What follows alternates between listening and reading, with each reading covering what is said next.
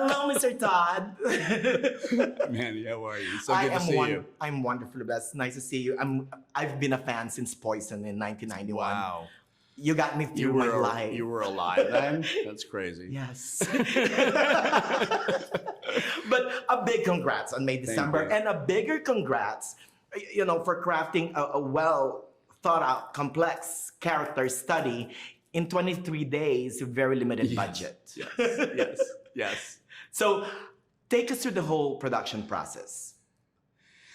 Well, it was like any production process, in that, any of the films I've made have had, of course, limits, and limits of resource and time and all that.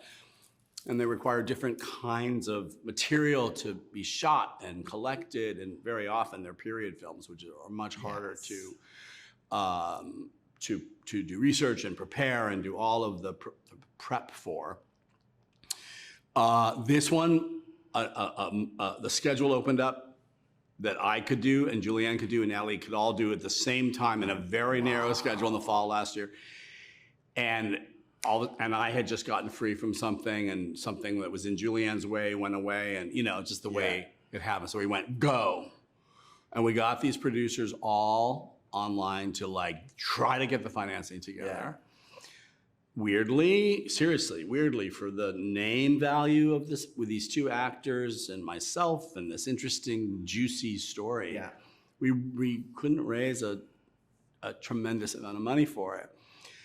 But it was okay, because there was an aesthetic that I was starting to formulate, and then a location that we ultimately settled on in Savannah, Georgia, and a moment to do it, and just a crop of creative partners, and some new relationships for me. Sam Lysenko, the production designer, and Christopher Blavel, the DP, and April Napier, the costume designer, Jonathan Montepar, line producer, which brought this fresh adrenaline to it.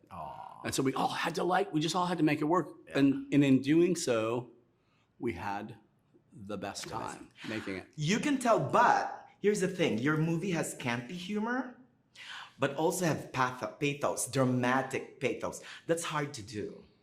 I suspect your cast helps a lot with that. Talk to us about it. Campy is something that never occurred to me ever in reading the film and making the film and shooting the film, nor with anybody involved. I love and have been fascinated by and been a student of camp throughout my life. But I feel like camp is sort of in the eye of the beholder. And when you set out to be campy, it's often not the same thing. And that was never what we set out to do.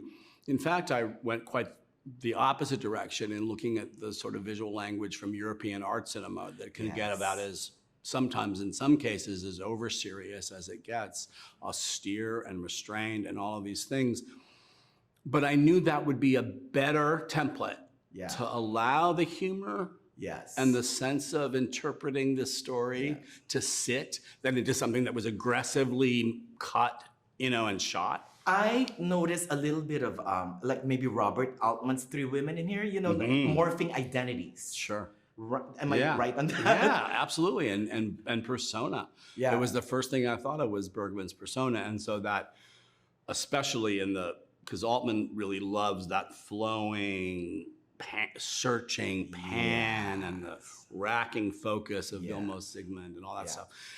Whereas persona and the Bergman films and the other Bergman films and some Godard are very locked up and static, and they let the performance, or in some ways, Gordon Willis does this in a movie like Manhattan, which was also an influence. An elegance and a simplicity to the camera that allows the players and the humor to exist with a sense of an organic kind of movement within a set frame. Oh, well, a big congrats. I have so many questions, but I cannot. We have limited time, Mr. Todd. But thank you so much again on opening up my eyes to indie films and all those beautiful fantastic. stories. Sweet. Great.